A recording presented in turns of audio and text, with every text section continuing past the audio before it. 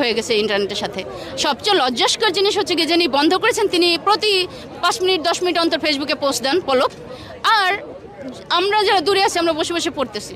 তাহলে বিষয় হচ্ছে কি, আপনি ফেসবুক বন্ধ করছেন কার জন্য করছেন? আপনি তো নিজেই পোস্ট করতেছেন। আমরা ইন্টারনেট বন্ধ করিনি, ইন্টারনেট বন্ধ হয়ে গেছে।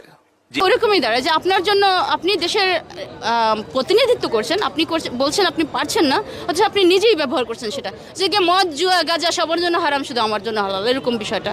আবার ছাত্রদের দিকে দেখেন, আন্দোলনে যারা এখন নেতৃত্ব দিচ্ছে, রাইট, তাদেরকে 2 দিন পর পর আপনি তুলে নিচ্ছেন। আপনার এক বাহিনী বলে আমরা নেইনি, আবার পরের দিন তারাই স্বীকার করে আমরা নিয়েছি। একবার বলে চিকিৎসার জন্য নিয়েছে, আরেকবার বলে নিরাপত্তার জন্য, আবার বলে তাদের সাথে কার কার সাথে যোগাযোগ হয়েছে তাদের সাথে তথ্য নিতে নিয়েছি, রাইট।